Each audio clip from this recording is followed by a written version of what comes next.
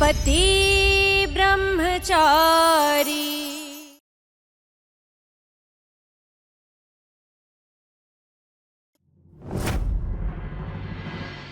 എന്തെങ്കിലും നോക്കി നിൽക്കുന്ന എഴുന്നേക്ക്.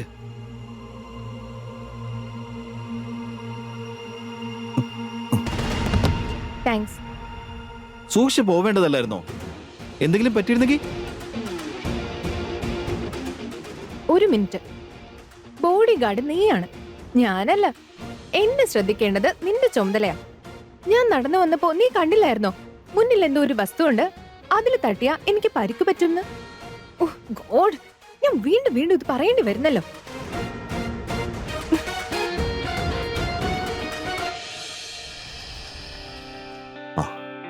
അനുഗ്രഹിക്കണമേ. ശരി മോനെ, ജീവിതത്തിൽ എല്ലാ സന്തോഷങ്ങളും ഉണ്ടാവട്ടെ. മോനെ, നീ 2 ദിവസത്തേക്ക് ഒരിടത്തും പോവല്ലേ. നിന്നെ കണ്ട് കൊതി പോലും തീർന്നില്ല അമ്മയ്ക്ക്. എന്റെ അമ്മേ, ഇനി എന്റെ അമ്മയ്ക്ക് എന്നെ കാത്തിരിക്കേണ്ടിയേ വരില്ല. ഗവൺമെന്റ് ഹെലികോപ്റ്ററിൽ ഞാൻ എന്റെ അമ്മയെ കൂടെ തന്നെ കൊണ്ടുപോകില്ലേ? ഏത് കാര്യത്തിനാണോ ഞാൻ എന്റെ അമ്മയുടെ അനുഗ്രഹം വാങ്ങി പോയത്, അക്കാര്യം നേടിയിട്ടാണ് ഞാൻ തിരിച്ചു വന്നിരിക്കുന്നത്. ഇനി അമ്മയുടെ മകൻ ബിസിനസിനൊപ്പം രാഷ്ട്രീയത്തിലും കൂടെ ഒന്ന് തിളങ്ങാൻ പോവാ. ഇനി നഗരത്തിൽ എവിടെ നോക്കിയാലും ഗുലാബ് സിംഗ് സിന്ദാബാദ്, ഗുലാബ് സിംഗ് സിന്ദാബാദ് എന്ന് കേൾക്കാം. രാമ രാമ രാമ രാമ, നിന്റെ മുഖത്ത് ഇത്രയും സന്തോഷം ഇതെങ്ങനെ സംഭവിച്ചു മോനെ? എന്റെ മോള് കാരണം. മോളോ? പാർട്ടി അധ്യക്ഷന്റെ മോന് നമ്മുടെ മോളെ അങ്ങ് ഇഷ്ടപ്പെട്ടു. ആ ബന്ധം ഉറപ്പിക്കുന്നതിന് വേണ്ടി അവരെനിക്ക് പാർട്ടിയുടെ ടിക്കറ്റ് തരാമെന്ന് വാക്ക് തന്നു. അപ്പൊ മനസ്സിലാക്കിക്കോ, നമ്മുടെ ഇഷ്ട കാരണം ഞാനും പാർട്ടിയിൽ തിളങ്ങാൻ പോവാ. അച്ഛൻ ദീർഘവീക്ഷണത്തോടെയാ കാര്യങ്ങൾ കണ്ടത്. ഇത് നമ്മുടെ ബിസിനസിനും സ്റ്റാറ്റസിനും രണ്ടിനും ഉപകരിക്കും. അല്ല പിന്നെ നമ്മുടെ ഇഷ ഇവിടെ ഒന്നും കാണാനില്ലല്ലോ. അവള് കുറച്ചു മുന്നേ കോളേജിലേക്ക് പോയതേ ഉള്ളൂ. ഇന്ന് അവളുടെ നാടകമുണ്ട്. ഓ, അത് ശരി.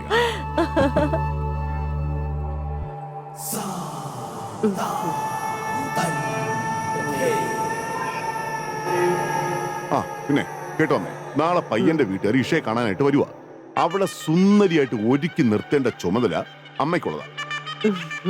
ചെറുക്കന്റെ വീട്ടുകാർ നല്ല പ്രൗഢിയുള്ളവരാ, പക്ഷെ നമ്മുടെ മകളെ കാണാൻ റാണിയെ പോലെ ഇരിക്കണം. നാളെ തന്നെ ഘോഷയാത്രയായിട്ട് കൊണ്ടുപോകുന്ന വിധം ഞാൻ അവളെ നല്ലതായിട്ട് ഒരുക്കി തന്നെ നിർത്തും. നോക്കിക്കോ.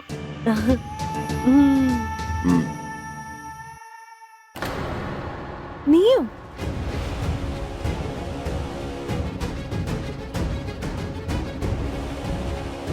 ഈശ, ഞാൻ വളരെ കഷ്ടപ്പെട്ടാണ് നിന്റെ ബോഡി ഗാർഡിന്റെ കണ്ണു വെട്ടിച്ച് ഇവിടെ എത്തിയത്. എനിക്ക് നിന്നോട് കുറച്ച് സംസാരിക്കാനാണ്. എന്താന്ന് വെച്ചാ വേഗം പറയേ പ്ലീസ്. എന്റെ ജീവിതം ഒരു നാടകമായിരുന്നു ഈശ, പക്ഷെ ഈ നാടകത്തെ ഞാൻ ജീവിതമാക്കാൻ വന്നിരിക്കുന്നു.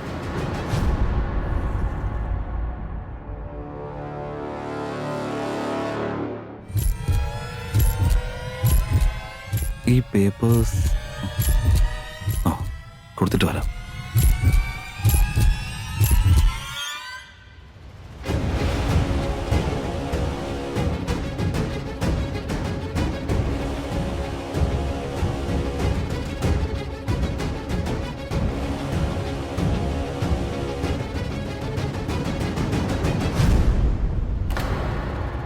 ഞാൻ എന്റെ ശേഷിക്കുന്ന ജീവിതം നിന്നോടൊപ്പം ജീവിച്ച് തീർക്കാൻ ആഗ്രഹിക്കുന്നു ഈശ.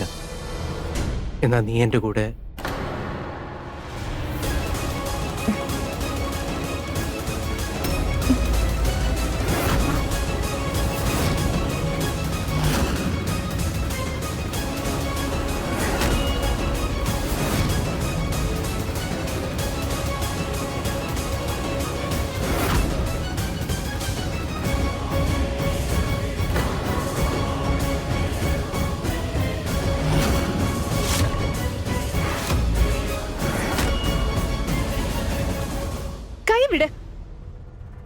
സൂരജ്, രോഹന് കൈവിടാൻ. ഞാനാ പറയുന്നത് കൈവിടാൻ. അതെ, ഞങ്ങൾ പരസ്പരം സ്നേഹിക്കാം. പക്ഷെ നീ ഇത് പോയി അച്ഛനോട് പറയേണ്ട ഒരു ആവശ്യവും ഇല്ല. ഞാൻ ഇന്ന് തന്നെ അച്ഛനോട് ചെന്നിട്ട് പറയാൻ പോവാ. ബട്ട് പ്ലീസ്, അതിനു മുൻപ് നീ പോയി ഒന്നും പറയരുത് പ്ലീസ്. നീ അത്ര ക്രൂരനൊന്നും അല്ലല്ലോ. 1 മണിക്കൂർ ഒന്ന് ക്ഷമിച്ചൂടെ? അച്ഛനോട് ഈ കാര്യത്തെക്കുറിച്ച് ഞാൻ മാത്രമേ സംസാരിക്കാൻ പാടുള്ളൂ, ഒരു മകളെ പോലെ. എന്താ?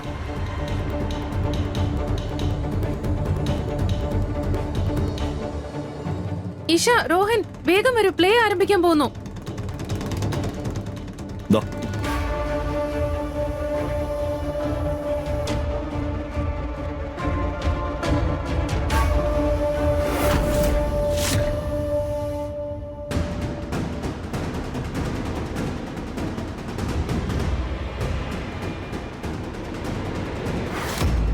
സൂരജ്, ഞാൻ എന്റെ മകളുടെ ഉത്തരവാദിത്വം നിന്നെ ഏൽപ്പിക്കുക. ഒരു പ്രാവശ്യം അവൾ എന്നോട് കള്ളം പറഞ്ഞു കഴിഞ്ഞു. ഇനി രണ്ടാമതൊരു സാഹചര്യത്തിന് ഞാൻ ആഗ്രഹിക്കുന്നില്ല. നീ അവളെ പ്രൊട്ടക്ട് ചെയ്താൽ മാത്രം പോരാ. അവൾ എവിടെ പോകുന്നു, എന്തിനു പോകുന്നു, ആരെ കാണാൻ പോകുന്നു, എല്ലാ കാര്യങ്ങളും നീ എന്നെ കൃത്യമായിട്ട് അറിയിച്ചിരിക്കണം. മനസ്സിലായോ? അവള് ശരിയെന്ന് പറഞ്ഞാലും തെറ്റെന്ന് പറഞ്ഞാലും ഒരു നിമിഷം പോലും വൈകാതെ എന്നെ അപ്പോൾ തന്നെ അറിയിച്ചിരിക്കണം. അവൾ അത് ഒരിക്കലും അറിയാനും പാടില്ല. ഞാൻ ഇന്ന് തന്നെ അച്ഛനോട് ചെന്നിട്ട് പറയാൻ പോവാ. ബട്ട് പ്ലീസ്, അതിനു മുൻപ് നീ പോയി ഒന്നും പറയരുത് പ്ലീസ്. നീ അത്ര ക്രൂരനൊന്നും അല്ലല്ലോ. നീ എന്നോട് സത്യസന്ധനായിരിക്കുമെന്ന് എനിക്ക് വിശ്വാസമുണ്ട്. എനിക്ക് അദ്ദേഹത്തിന്റെ വിശ്വാസം നഷ്ടപ്പെടുത്താനാകില്ല.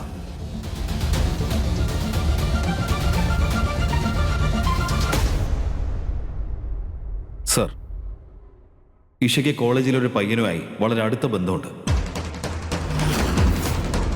എനിക്ക് തോന്നുന്നത് അവർക്കിടയിൽ മറ്റെന്തൊക്കെ ഉണ്ടെന്നാണ്. അവളിപ്പോ എവിടെ ഉള്ളത്? കോളേജിലെ ഡ്രാമയ്ക്ക് നിൽക്കുക. ആ ഡ്രാമ മതിയാക്ക. അവളെ വേഗം എന്റെ അടുത്തേക്ക് കൊണ്ടുവാ, ഇപ്പൊ തന്നെ. ശരി.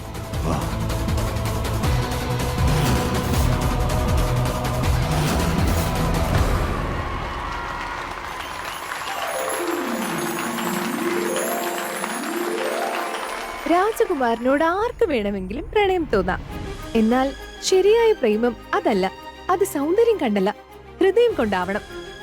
ഞാൻ ആരെയാണോ സ്നേഹിക്കുന്നത് അയാൾ മറ്റുള്ളവരുടെ കണ്ണിൽ നല്ലവനാവണം എന്നില്ല, വില്ലനായിരിക്കും. എന്നാൽ എന്റെ കണ്ണിലൂടെ നോക്കുമ്പോൾ ഞാൻ പറയും അയാളാണ് ഈ ലോകത്തെ സുന്ദരനെന്ന്.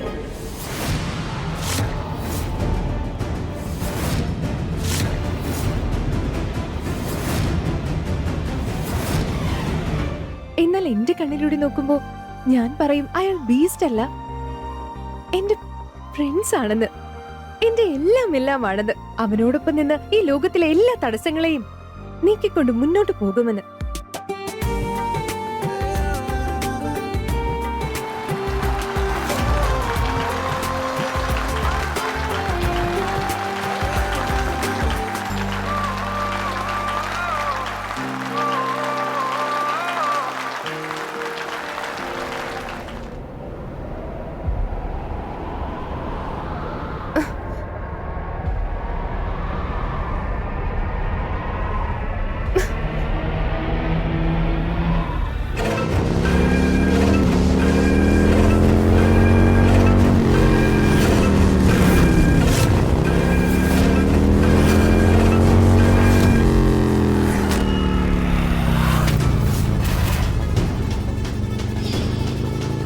ഇതാരാ?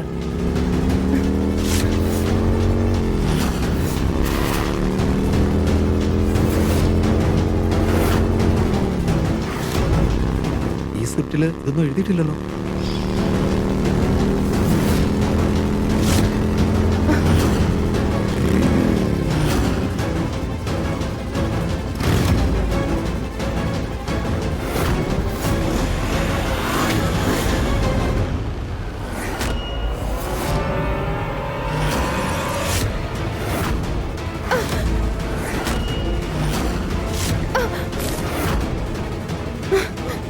ഈശ! ഈശ! നീ ആരാ?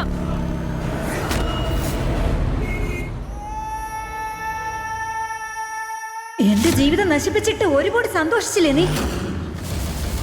എന്റെ മകളെ നിന്റെ കാലിന്റെ ചോട്ടിലെ മണ്ണ് വരെ ഇല്ലാതാക്കും. അച്ഛാ, സൂരജ് ഫോൺ എടുക്കുന്നില്ലല്ലോ.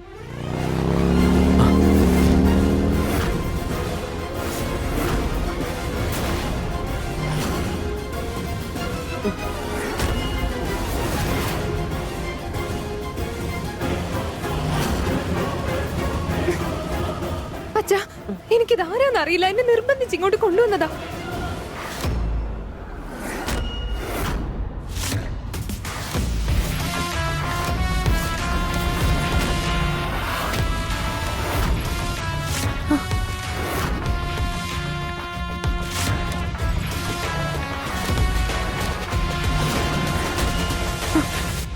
ഈശ, ഒരടി മുന്നോട്ട് പോകരുത്. നീ ഇവിടെ നിന്നാ മതി, മനസ്സിലായോ?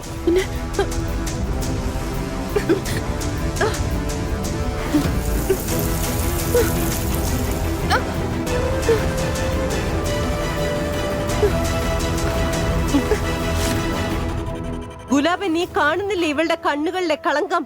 ഈ ഗംഗാജലത്തിന് പോലും കഴിയുന്നില്ല കളങ്കം മാറ്റി പവിത്രമാക്കാൻ.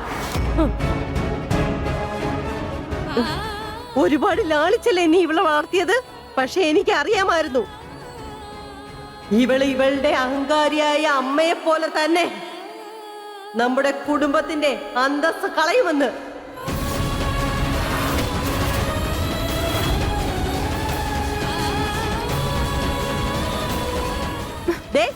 നിന്റെ അച്ഛൻ നിന്നെ സ്വർണത്തിൽ മൂടാൻ ശ്രമിക്കുമ്പോ നീ ഈ കുടുംബത്തിന് മേൽ ചെളിവാരി വിതറാൻ ശ്രമിക്കുകയാണല്ലേ? കൃത്യസമയത്ത് തന്നെ സൂരജ് നിന്റെയും പിന്നെ രോഹന്റെ ചുറ്റിക്കളി ഞങ്ങളെ അറിയിച്ചു കഴിഞ്ഞു. ഒരു നിമിഷം പോലും നീ ഈ കുടുംബത്തിനെ പറ്റി ചിന്തിച്ചില്ലല്ലോടി.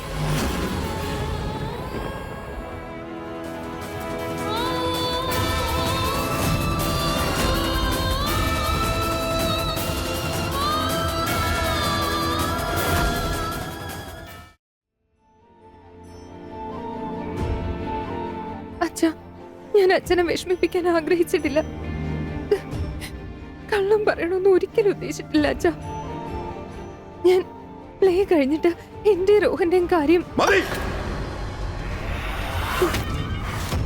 ഞാൻ നിന്നോട് പറഞ്ഞതല്ലേ, ഒരിക്കൽ കള്ളം പറഞ്ഞു തുടങ്ങിയാൽ അതൊരിക്കലും ആരെ കൊണ്ടും അവസാനിപ്പിക്കാൻ പറ്റുന്ന ഒന്നല്ല എന്ന്. അച്ഛാ, ഞാൻ അച്ഛനോട് എല്ലാം സത്യമായിട്ട് പറയാനിരുന്നതാ. അച്ഛനറിയാലോ, ഞാൻ ഈ ലോകത്ത് ഏറ്റവും കൂടുതൽ സ്നേഹിക്കുന്നത് അച്ഛനെയാ. ഞാൻ അച്ഛനോട് എല്ലാം തുറന്നു പറയാനാ വിചാരിച്ചിരുന്നത്. പിന്നെ എന്താ ഇതുവരെ പറയാതിരുന്നത്? എല്ലാം ചെയ്ത് കഴിഞ്ഞിട്ടാണോ എന്നോട് പറയാൻ വന്നിരിക്കുന്നത്? ഈ വീട്ടിൽ ഇനി അതറിയാൻ ആരും തന്നെ ബാക്കിയില്ല. എല്ലാവരും ഗുലാബ് സിംഗിനോട് ചോദിക്കുകയാണ്. നമ്മുടെ സമ്മതമില്ലാതെ നീ ഇനി പുറത്തേക്ക് പോവില്ല, മനസ്സിലായോ?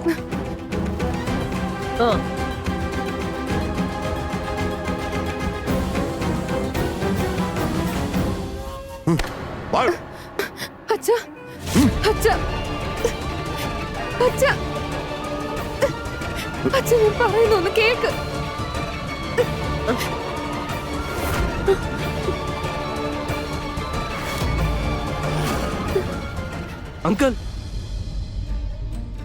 അങ്കിൾ, എന്റെ പേര് രോഹൻ. ഞാൻ ഈശ ഒരുപാട് സ്നേഹിക്കുന്നുണ്ട്.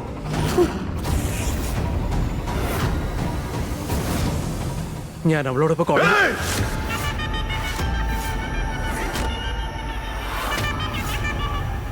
സൂരജ്, പറയൂ സാർ. ഇവനെ എന്താ ചെയ്യേണ്ടതെന്ന് നിനക്ക് നന്നായിട്ട് അറിയാലോ. അറിയാം.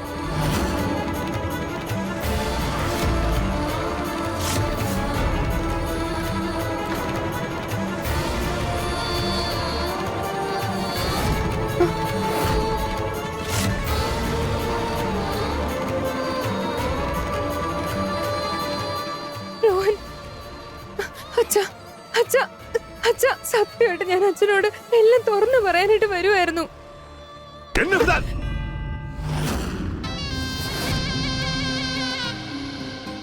അച്ഛൻ എന്നെയല്ലേ ശിക്ഷിക്കേണ്ടത് അച്ഛാ?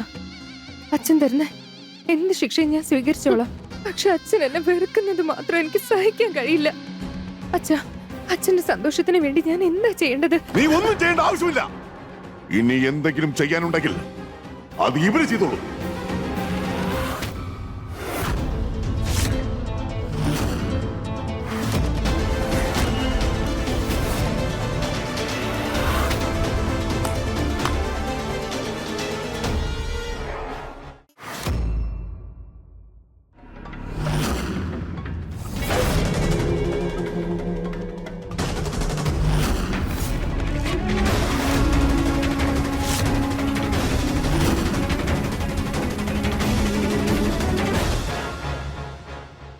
ഈ അച്ഛന് സ്വയം വെറുക്കാൻ സാധിക്കുമോ? പക്ഷെ സ്വന്തം മകളോടല്ല.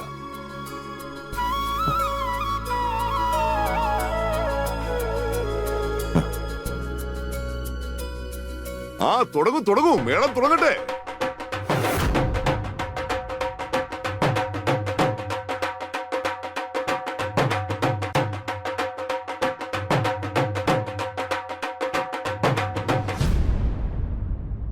അഥവാ എന്റെ മോൾ ആരെങ്കിലും സ്നേഹിച്ചിട്ടുണ്ടെങ്കിൽ ഉറപ്പായിട്ടും അതിൽ എന്തെങ്കിലും ഒരു കാര്യം ഉണ്ടാവും.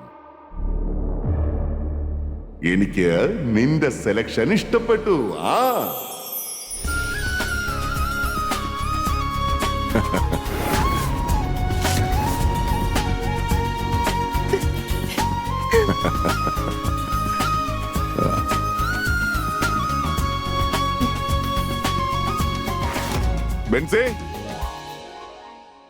ബെൻസി അകത്ത് പോയി കുറച്ച് തണുത്ത വെള്ളം കൊണ്ടുവന്നേ. എന്റെ മോള് വല്ലാതെ ക്ഷീണിച്ചു പോയി. കുറച്ച് തണുപ്പ് കിട്ടട്ടെ അവൾക്ക്. വേഗം ചെല്ല്.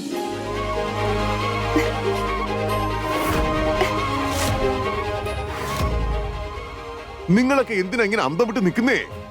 ഇത് സന്തോഷിക്കാനുള്ള ദിവസമാ. എന്റെ മോള് ഈ വീട്ടിലേക്ക് ഒരു മരുമകനെ സെലക്ട് ചെയ്തിരിക്കുകയാണ്. എന്റെ തോടിലുള്ള ഭാര ഇവള് കുറച്ചിരിക്കുന്നു. ആ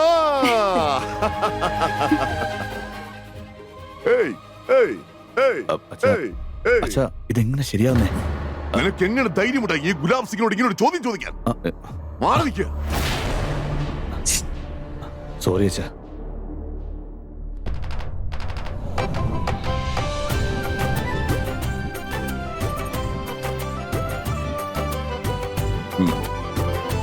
നന്നായിരിക്കട്ടെ.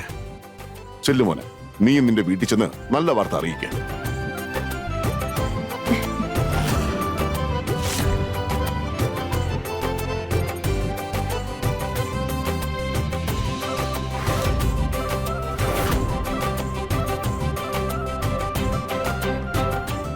രാമ രാമ രാമ രാമ രാമ രാമ രാമ രാമ.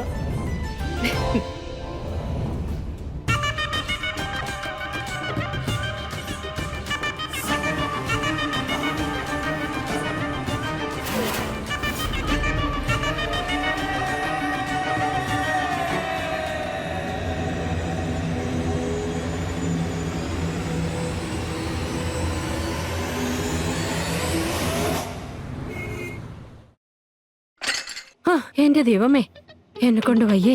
എല്ലാം എന്റെ തലയിൽ കൂടെ ഓടുന്നേ.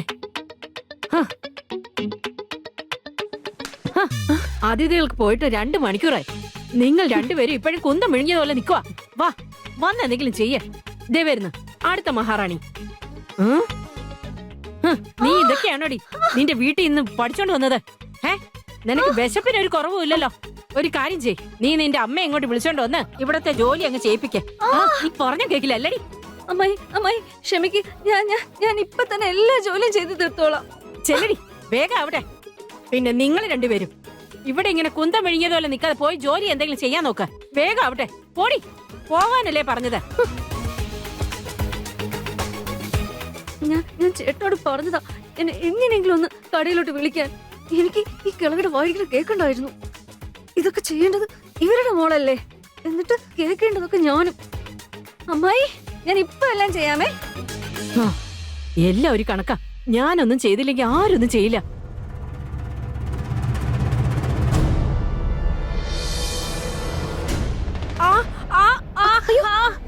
അയ്യോ, എന്ത് പറ്റി? സൂക്ഷിച്ച് നോക്കട്ടെ. നോക്കിക്കൊണ്ടിരിക്കാതെ പോയി പാമ്പ് എടുത്തോണ്ടോ. വേഗം ആവട്ടെ. അതൊക്കെ എനിക്ക് ശരിയുണ്ടോ? പെട്ടെന്ന് കൊണ്ടുപോയോ? ശരിയടി മോളെ. എന്റെ കാല്. അതെ, എന്തിനെങ്ങനെ എല്ലാ കാര്യങ്ങളും ഇങ്ങനെ തലയിലെടുത്ത് വെക്കുന്നേ? റിയക്ക് നമുക്ക് ഇതിലും നല്ല ബന്ധം കണ്ടുപിടിക്കാലോ. റിയക്ക് നല്ലൊരു ബന്ധമല്ല ഇപ്പൊ ഈ വീട്ടില് വേണ്ടതേ നല്ലൊരു ജിന്നിനെയാ. മന്ത്രശക്തി കൊണ്ട് ഈ വീട് മൊത്തം വൃത്തിയാക്കാൻ പറ്റുന്ന. എന്റെ ദൈവമേ, ഇത്രയും ചെറിയ കാര്യത്തിനാണോ? അനുവാദം താ, എന്നാ ഇന്ന് തന്നെ ബ്രഹ്മചാരി വിവാഹം കഴിച്ച് വീട്ടിലോട്ട് വരാം. അപ്പൊ എല്ലാ കാര്യങ്ങളും സോൾവ് ആവും. എന്റെ അച്ഛൻ എന്റെ കല്യാണത്തിന് വേണ്ടി കുറച്ച് പൈസ ഉണ്ടാക്കി വെച്ചിട്ടുണ്ട്. അത് നമുക്ക് റിയയുടെ കല്യാണത്തിന് എടുക്കാമല്ലോ. എനിക്കെന്തിനാ, ഞാൻ ആ വീട്ടിൽ നിന്ന് ഈ വീട്ടിലോട്ട് വരുന്നു. ഏയ് അതൊന്നും വേണ്ട മോളെ. കാര്യം പൈസയുടെ ഒന്നും അല്ല. കാര്യം അഭിമാനത്തിൻ്റെതാ.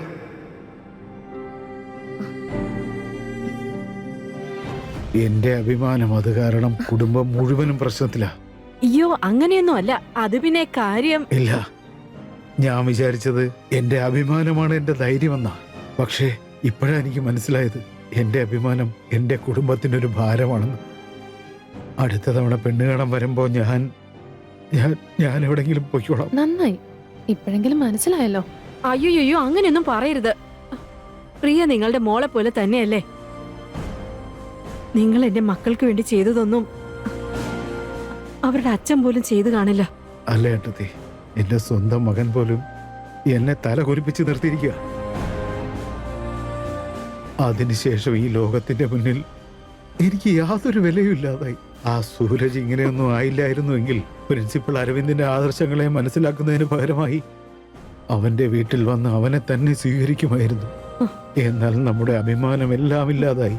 സൂരജിനെ കുറിച്ചുള്ള നിഗമനങ്ങൾ തെറ്റി.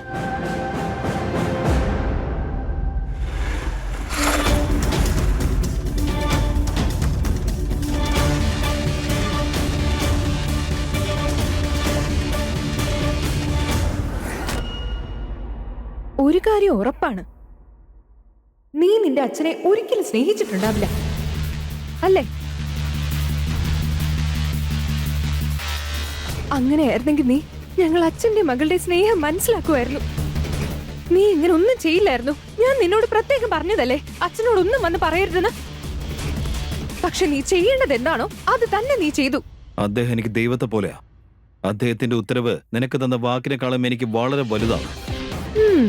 അത് ശരി, നീ എത്ര വലിയ ആത്മാർത്ഥതയുള്ളവനാ.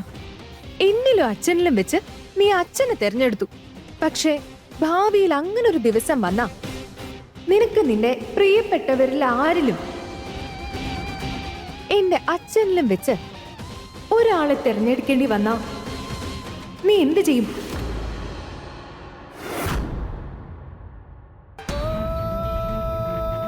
അപ്പോഴേ ആത്മാർത്ഥത കാണിക്കോ? എനിക്കറിയാം അങ്ങനൊരു ദിവസം വരില്ല. അങ്ങനൊരു ദിവസം വരാൻ ഞാൻ ആത്മാർത്ഥമായിട്ട് പ്രാർത്ഥിക്കാം. നിനക്ക് നിന്റെ പ്രിയപ്പെട്ടവരിലും എന്റെ അച്ഛനിലും വെച്ച് ഒരാളെ തെരഞ്ഞെടുക്കേണ്ടി വരുന്ന ദിവസം.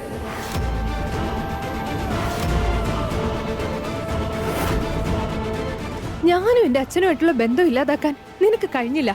പക്ഷെ നിനക്ക് നിന്റെ ബന്ധുക്കളുമായിട്ടുള്ള ബന്ധം ഇല്ലാതാക്കാൻ പറ്റില്ല.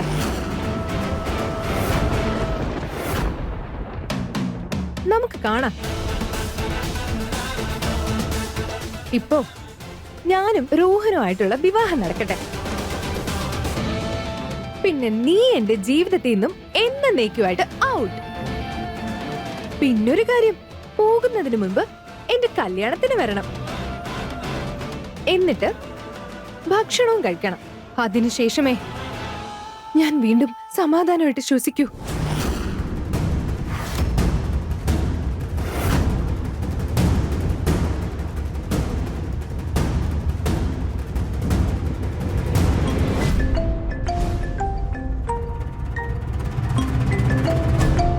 സാറാണല്ലോ. പറയൂ സാർ. ഹലോ സൂരജ്, ഇഷയുടെ ഭാവി വരനെ പോകണം. ശരി.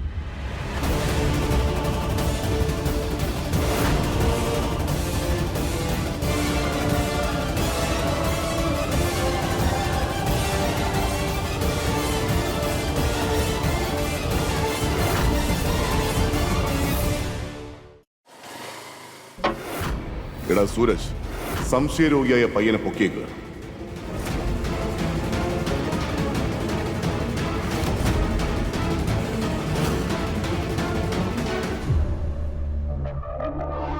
ഇഷയെ വളർത്തുന്നത് അപകടം വിളിച്ചു വരുത്തുന്നത് പോലെയാണ് ഗുലാം. നീ എന്തിനാ ആ പെണ്ണിന് ഇത്രയും പ്രാധാന്യം കൊടുക്കുന്നേ?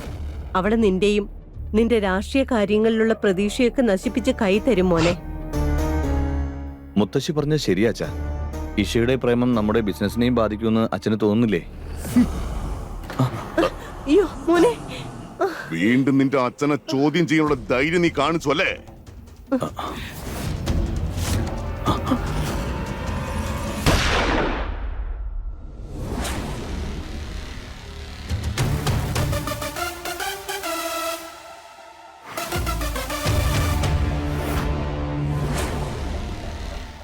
പ്ലീസ് എന്നെ വിട്ടേക്ക്. ഞാൻ സത്യമായിട്ട് ഈശ ഒരുപാട് സ്നേഹിക്കുന്നുണ്ട്.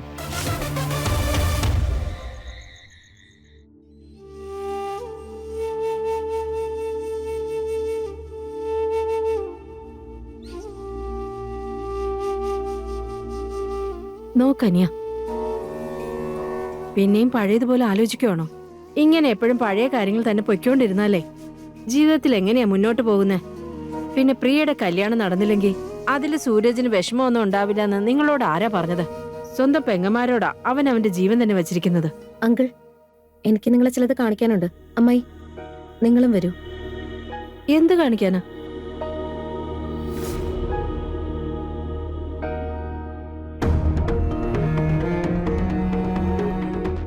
ഇത് നോക്ക്.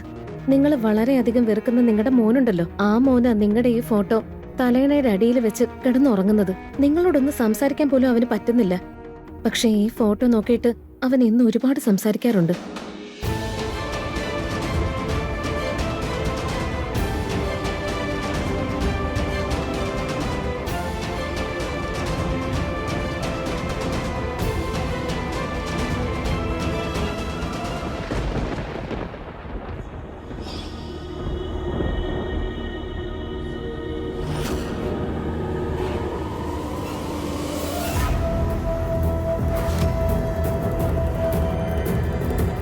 ഈ തോക്കിൽ നിന്റെ ബാഗിൽ എന്താ കാര്യം? പറ പറ.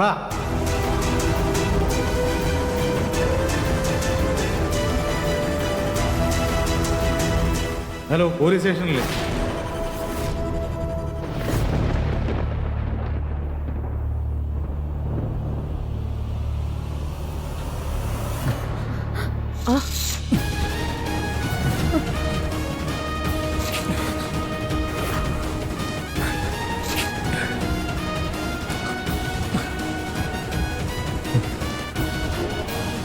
നീ രത്നമാണെന്ന് വിചാരിക്കുന്നവനുണ്ടല്ലോ, കരിക്കട്ടയാണ്, വെറും കരിക്കട്ട. അതിനെ ഗുലാബ് സിംഗ് അവന്റെ മുഷ്ടിക്കുള്ളിൽ മടക്കി വെച്ചിരിക്കുക. അതുകൊണ്ട് അയാൾക്ക് എപ്പോ വേണമെങ്കിലും എവിടെ വേണമെങ്കിലും തീ കൊടുത്താൻ പറ്റും.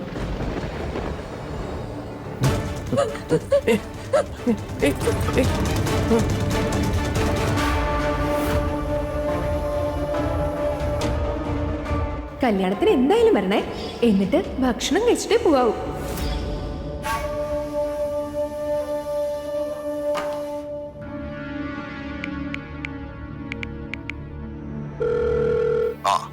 എന്തായി? നടന്നു സാർ. റോഹനെ അവന്റെ കുടുംബത്തെയും എന്റെ തോക്കിന്റെ മുന്നിൽ നിർത്തിയിരിക്കാൻ ഞാൻ. മിടുക്കൻ. ഈശ കള്ളം പറഞ്ഞത്. നീ ഗുണ്ടയാണ്, ശരിക്കും ഗുണ്ട. നീ ഗുണ്ടയായത് എങ്ങനെയാണെന്ന് ഈ നാട്ടുകാർക്ക് മൊത്തം അറിയാം. നിന്നെയൊക്കെ ജനിച്ച ദിവസം തന്നെ നിന്റെ അച്ഛൻ നിന്നെ കൊന്നു കളഞ്ഞെന്നെങ്കിൽ എത്ര നന്നായിരുന്നു.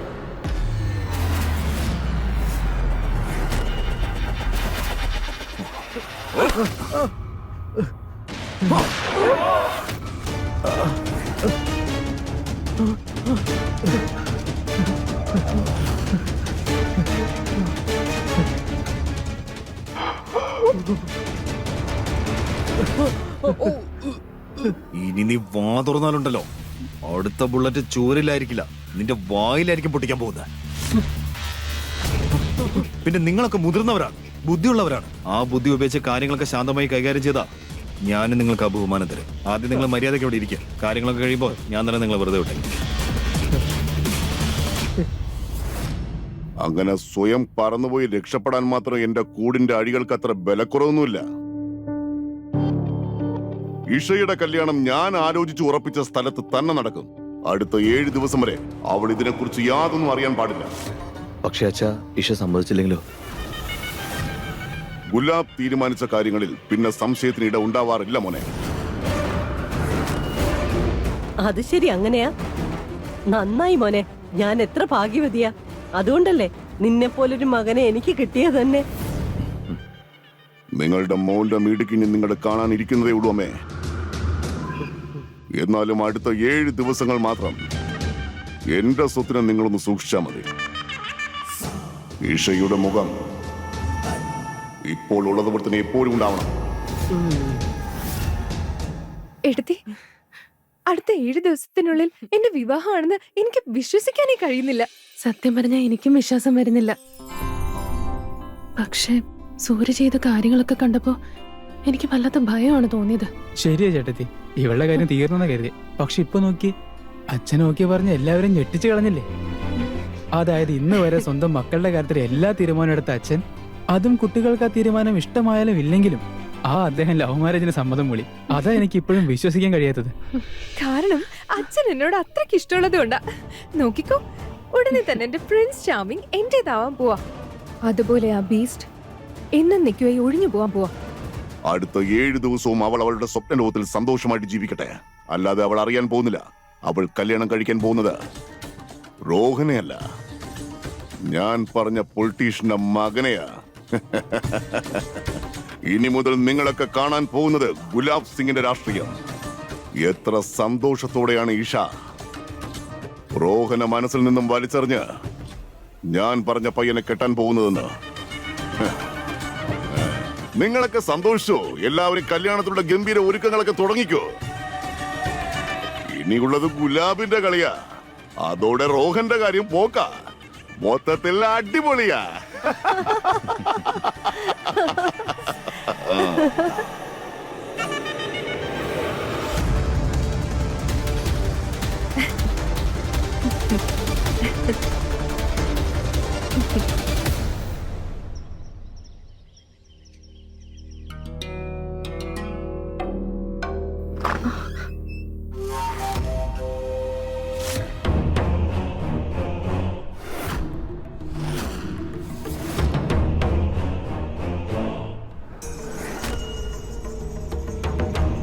എടുത്തോ, മധുരം കഴിക്കുക. നല്ലൊരു വാർത്ത അറിയിക്കാനാണ് ഞാൻ വന്നത്. എന്താ? എന്റെ മോള് നിന്റെ ശരിക്കുള്ള സ്വഭാവം മനസ്സിലാക്കിയോ?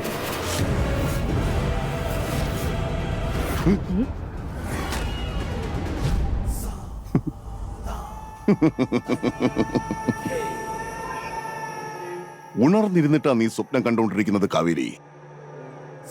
ഞാൻ നിന്നോട് പറഞ്ഞതല്ലേ, ഈ വീടിന്റെയും നിങ്ങൾ രണ്ടുപേരുടെയും വിധി തീരുമാനിക്കുന്നത് ഞാനാ. ഈ ഞാൻ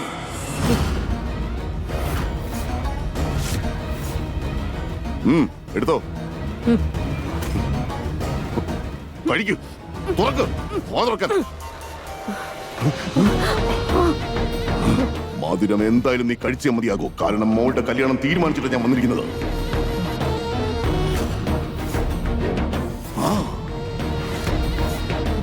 വലിയൊരു രാഷ്ട്രീയ നേതാവിന്റെ മകനെ കെട്ടാൻ പോകുന്നത്. അങ്ങനെ ആ വീട്ടില് രാജകുമാരിയെ പോലെ കഴിയാൻ പോവുക നമ്മുടെ മോള്. അതുപോലെ ഞാൻ എന്റെ രാഷ്ട്രീയ കളികൾ കളിച്ചു തുടങ്ങും. ഇവിടെ നിന്നായിരിക്കും എന്റെ പൊളിറ്റിക്സിലേക്കുള്ള എൻട്രി.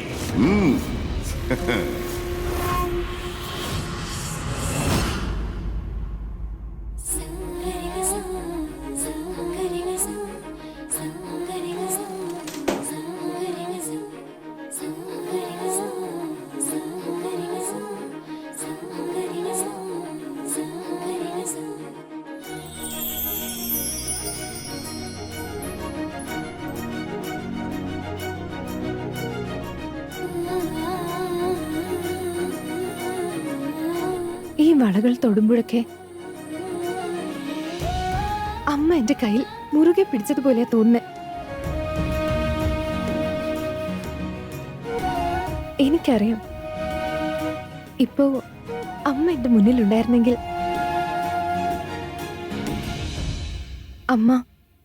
അമ്മയുടെ കൈകൊണ്ട് എന്നെ മണവാട്ടിയായി ഒരുക്കുമായിരുന്നു. ഈ വളകൾ ഞാൻ സൂക്ഷിച്ചു വെച്ചതാ. എന്നെങ്കിലും എന്റെ കല്യാണം ഉണ്ടാവുമ്പോ എടുത്തണിയാൻ വേണ്ടി. എനിക്ക് എന്റെ അമ്മ എന്റെ കൂടെ ഉള്ളതുപോലെ തോന്നും.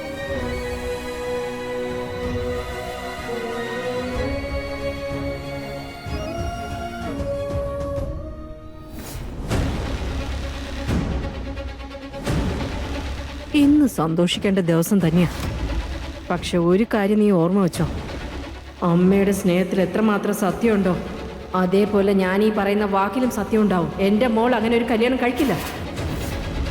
അവള് നിന്റെ സ്വർണ്ണക്കൂട് തകർത്ത് സ്വതന്ത്രയെ ആകാശത്ത് പറക്കും. മതി. നീ ഒരു കാര്യം ഓർത്തു വെച്ചോ. അവൾ അവളുടെ ഭർത്താവിന്റെ കൂടെ വീട്ടിൽ പോകുന്ന ദിവസം അന്ന് ഞാൻ നിന്നെ അറിയിക്കും. എന്റെ പ്രിയപ്പെട്ട മോള് മറ്റൊരു വീട്ടിലെ മഹാറാണിയായി മാറിയിരിക്കുന്ന കാര്യം അന്ന് അവൾക്ക് ഒന്നും ചെയ്യാൻ പറ്റില്ല. വേണമെന്നും പറയാൻ പറ്റില്ല, വേണ്ടെന്നും പറയാൻ പറ്റില്ല. മനസ്സിലായോ? എന്റെ വാക്ക് കല്ലിൽ പതിഞ്ഞ വര പോലെയാ. അത് പിന്നെ മറ്റാർക്കും മാച്ചു കളയാൻ പറ്റില്ല. ആർക്കും കഴിയില്ല.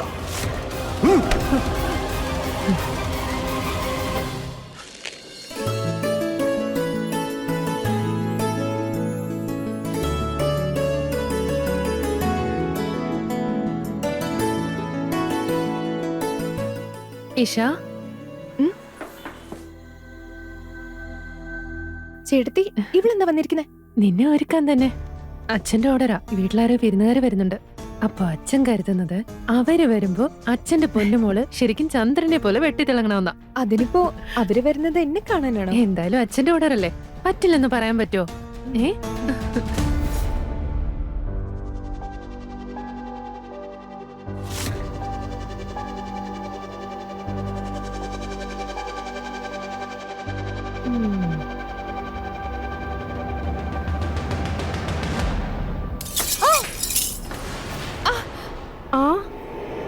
ഇഷ,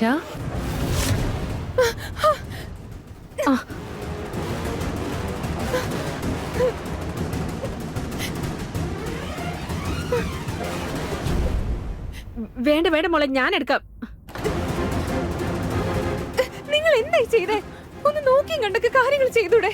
നിങ്ങൾ എവിടെ ശ്രദ്ധിച്ചിട്ടാ വന്നേ? അത് ഒരബദ്ധം. വിലപ്പെട്ട വളയാന്ന് അറിയോ? മതി, ഇവിടെ നിന്ന് പോയി തരൂ. ഞാൻ മരുന്ന് പോയിട്ട് തരാം. നിങ്ങൾ ഇപ്പൊ ഇവിടെ നിന്ന് പോയാ മതി, എനിക്കൊന്നും കേൾക്കണ്ട. അയ്യോ രാമരാമ, ചോര വരുന്നു. ഇത് കണ്ടിട്ട് നിങ്ങൾ എല്ലാരും നോക്കി നിൽക്കുവാണോ? ഇനി ഇവിടെ നിന്നിട്ട് എന്തിനു വേണ്ടിയാ കാത്തിരിക്കുന്നേ? വേഗം അവളെ കൊണ്ടുപോയി വേണ്ട മരുന്ന് വെച്ചു കൊടുക്ക്. ശരി മുത്തശ്ശി, വരൂ. നിനക്കൊന്നും നാണല്ലേ? ഒരു വീട്ടിൽ ഉപ്പും ചോറും തിന്നിട്ട് അവിടുത്തെ ആൾക്കാരുടെ രക്തം ഒഴുക്കുവാണല്ലേ? അത് അബദ്ധത്തിൽ അറിയാതെ പറ്റിപ്പോയതാ. എന്നോട് ക്ഷമിക്കണം. തെറ്റ് ചെയ്താൽ മാപ്പ് കൊടുക്കുന്നത് അർഹതയുള്ളവർക്ക് മാത്രമാ. നിന്നെ പോലുള്ളവർക്ക് ശിക്ഷയാ കൊടുക്കേണ്ടത്.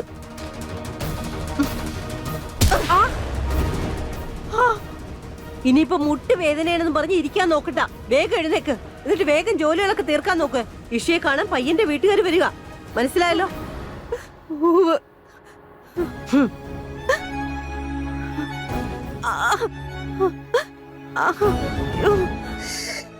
എന്തൊരു വേദന എന്റെ ഭഗവാനെ.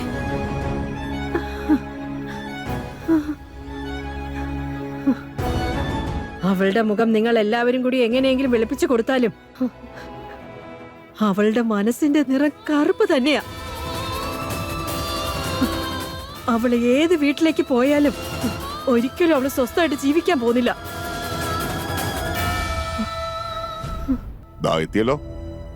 നമ്മുടെ മഹാറാണിയെ കണ്ടുള്ളൂ.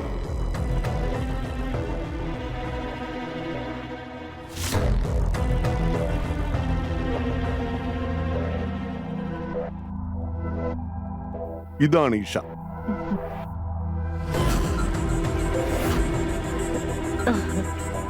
അല്ല ഇഷമോളെ, ഇങ്ങോട്ട് വാ. വാ, വന്ന് ഇവിടെ ഇരിക്കേ. വാ, ഇരിക്കേ.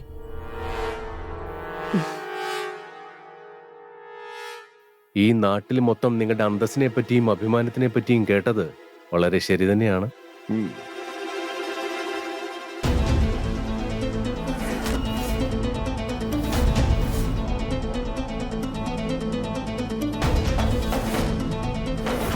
നിങ്ങൾ പറഞ്ഞത് വളരെ ശരിയാ.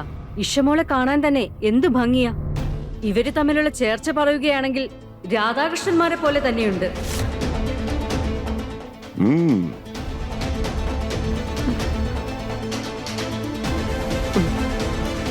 എന്റെ അനിയത്തി പഠിത്തത്തിൽ മിടിക്കുക. അവൾ എല്ലാ ക്ലാസ്സിനും ടോപ്പായിരുന്നു. അതുപോലെ എക്സ്ട്രാ കരിക്കുലർ ആക്ടിവിറ്റീസിലും. മോനെ, നിനക്ക് എന്തെങ്കിലും ചോദിക്കാനുണ്ടെങ്കിൽ ചോദിച്ചോ. ആക്ച്വലി എനിക്ക് യാത്ര ചെയ്യാൻ ഒരുപാട് ഇഷ്ടമാണ്. നിങ്ങൾക്ക് പഠിത്തമല്ലാതെ എന്തൊക്കെയാണ് ഇഷ്ടം? ട്രാവലിംഗ് എനിക്കും ഇഷ്ടമുള്ള കാര്യമാണ്, പക്ഷേ അത് ടേസ്റ്റ് ഒക്കെ ഒരേപോലെയാ, കണ്ടോ ഗുലാബ് സാറേ? എന്നാൽ ബാക്കി കാര്യങ്ങൾ നമുക്ക് സംസാരിച്ചാലോ? ഒരു മിനിറ്റ് മോളെ, ഇഷയെ കൂട്ടി അകത്തേക്ക് പോയേ. ശരി അച്ഛാ. പൊയ്ക്കോ, അകത്തോട്ട് പോ. വരൂ ഇഷ.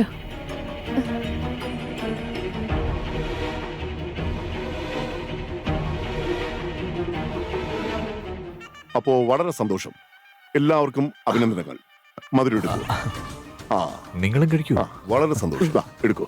താങ്ക്സ്. ഞാൻ നേരത്തെ തന്നെ നിങ്ങളോട് പറഞ്ഞിരുന്നില്ലേ, എന്തായാലും ഇപ്പൊ ഈ കല്യാണം നമുക്ക് 7 ദിവസത്തിനകം നടന്നേ തീരൂ. അത് നിങ്ങൾ നേരത്തെ പറഞ്ഞല്ലോ. ഞങ്ങളുടെ ഭാവി മരുമകന് ഡിഗ്രി പൂർത്തിയാക്കാനായിട്ട് 1-2 ആഴ്ചക്കകത്ത് വിദേശത്തേക്ക് പോകണം അല്ലേ? അതെ. അതിന് ടെൻഷൻ ആകേണ്ട കാര്യമൊന്നുമില്ല. ഞങ്ങൾ കല്യാണത്തിന്റെ കാര്യങ്ങളൊക്കെ എപ്പോഴേ തുടങ്ങി കഴിഞ്ഞു. ഇനി ഒരു പേടിയും വേണ്ട. അത് മതി.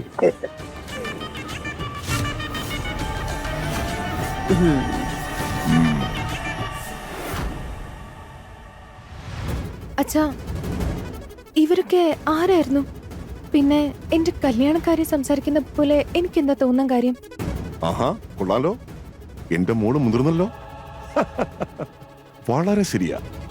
ആക്ച്വലി നിന്നെ അവർക്ക് വളരെ ഇഷ്ടപ്പെട്ടു. ബന്ധം ഉറപ്പിക്കാൻ തന്നെയാ വന്നത്. ആള് വലിയ പാർട്ടി ചെയർമാനാ.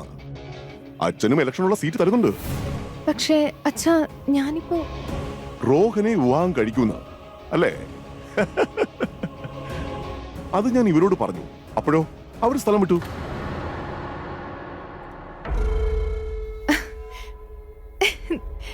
താങ്ക് യു അച്ഛാ. അച്ഛന് മാത്രമേ എനിക്ക് ഇങ്ങനെ സന്തോഷം തരാൻ കഴിയൂ. എന്റെ മോൾക്ക് വേണ്ടിയല്ലേ?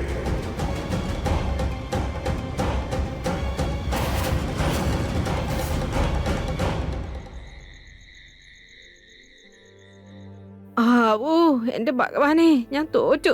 ആ ദുഷ്ടന്മാരോട് ഞാൻ എന്ത് തെറ്റാ ചെയ്തത്? എന്തുമാതിരി തല്ലിയത്.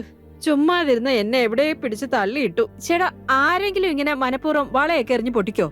അബദ്ധത്തിൽ പറ്റിപ്പോയതല്ലേ. പക്ഷെ ആ നാശം പിടിച്ച പെണ്ണ് വല്ലാതെ അങ്ങ് ഒച്ചു വച്ചപ്പോ ഞാൻ മനഃപൂർവ്വം ചെയ്തെന്നാ എല്ലാവരും കരുതിയെ.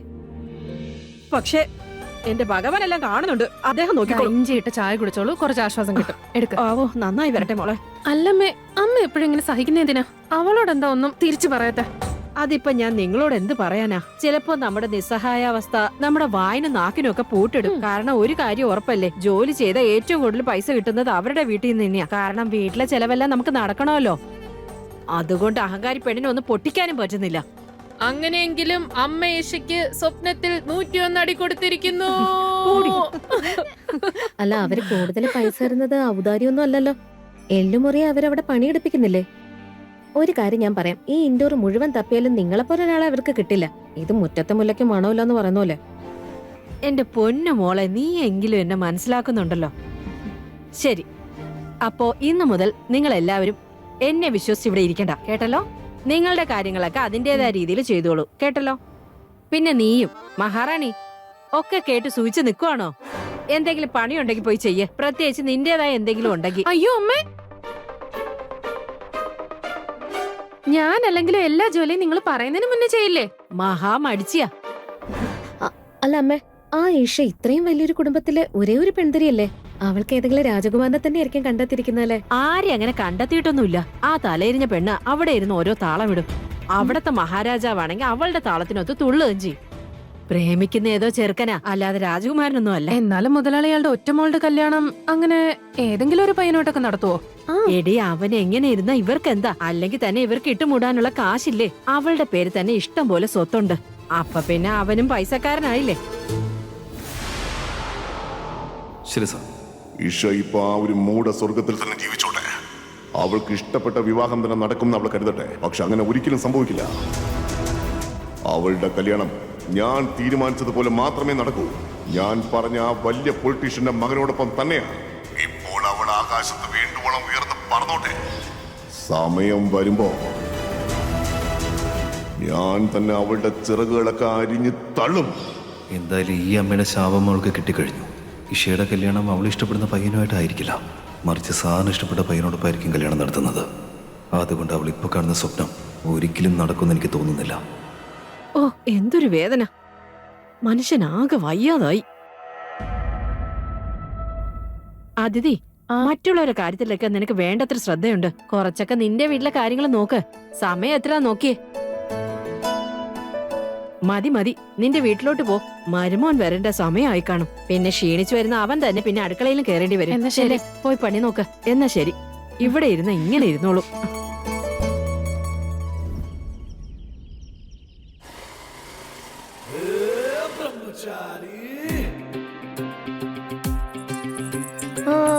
ഇത് കാണുമ്പോ നിനക്ക് ആരുടെങ്കിലും ഭംഗിയുള്ള കാലുകൾ ഓർമ്മ വരുന്നുണ്ടോ?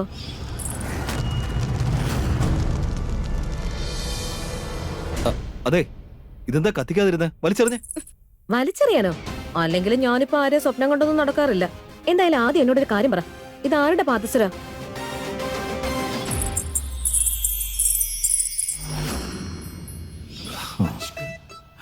എന്തായാലും നീ ചിന്തിക്കുന്ന പോലെ ഒന്നുമില്ല, മനസ്സിലായോ? ആഹാ, അപ്പൊ നിനക്ക് മറ്റുള്ളവരുടെ മനസ്സ് വായിക്കാൻ അറിയാലേ? മിടുക്കനാവാൻ നിൽക്കണ്ട, മര്യാദയ്ക്ക് കാര്യം പറ. അല്ല, ബ്രഹ്മചാരിയുടെ അടുത്തൊരു പെൺകുട്ടിയുടെ പാദസരം ഉണ്ടെങ്കിൽ അതിനെന്തെങ്കിലും പ്രത്യേകത കാണുമല്ലോ. ചില കാര്യങ്ങൾ നമ്മുടെ കയ്യിൽ കുറച്ചേ ഉള്ളുവെങ്കിലേ വെറുതെ അതിനെ ഉപയോഗിച്ച് ഒരുപാട് അങ്ങ് ബുദ്ധിമുട്ടിക്കരുത്. അതുപോലെയാണ് നിന്റെ തലയ്ക്കത്തുള്ള സാധനത്തിന്റെ കാര്യവും, മനസ്സിലായോ? മാറി മാറി, എനിക്ക് പോണം. ഏയ്, എടാ, ആ പൊയ്ക്കോ പൊയ്ക്കോ, ഞാനും നോക്കട്ടെ. സ്വന്തം നിഴലിന്ന് ഒരാൾക്ക് എത്ര ദൂരം, എത്ര സമയം ഓടാൻ പറ്റും? ആരെങ്കിലും എന്റെ നിന്റെ ഇടയിൽ കയറി വരാൻ ശ്രമിച്ചാലുണ്ടല്ലോ, പിന്നെ ഞാൻ എന്ത് ചെയ്യുമെന്ന് എനിക്ക് തന്നെ പറയാൻ പറ്റില്ല. അവളുടെയൊക്കെ അവസ്ഥ എന്തായിരിക്കുമെന്ന് അവൾക്ക് തന്നെ ചിന്തിക്കാൻ പറ്റില്ല. ദേ, ഒരു കാര്യം ശരിക്കും മനസ്സിൽ ഉറപ്പിച്ചോ. ഈ വീട്ടിലെ ഒരേ ഒരു പെൺകൊച്ചിന്റെ കല്യാണമാണ്. അതിലെന്തെങ്കിലും കുഴപ്പമുണ്ടായാൽ പിന്നെ എന്റെ ചെരുപ്പിന്റെ പാട് നിന്റെ കരണത്ത് കിടക്കും. അങ്ങനെ ഉണ്ടാവില്ല മുതലാളിയമ്മേ. രാമ രാമ രാമ രാമ. ചേട്ടത്തി, ചേട്ടത്തി, അല്ല ചേട്ടത്തി ഇപ്പോഴും ഇങ്ങനെ തന്നെ നിക്കുവാണോ? ഒന്ന് വേഗം റെഡിയാവും, നമുക്ക് ഷോപ്പിങ്ങിന് പോണ്ടേ?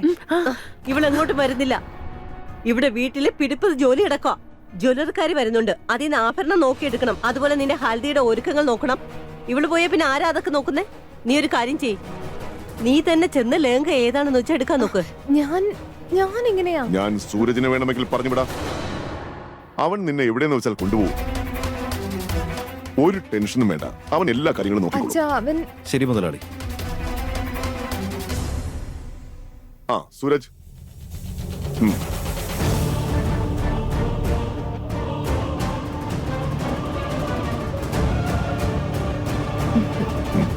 ഇന്ന് എനിക്ക് വളരെ സന്തോഷമുള്ളതുകൊണ്ട് ഈ ഗുണ്ടയായ ബ്രഹ്മചാരിയെ ഞാൻ വളരെ സന്തോഷത്തോടെ തന്നെ നേരിടും.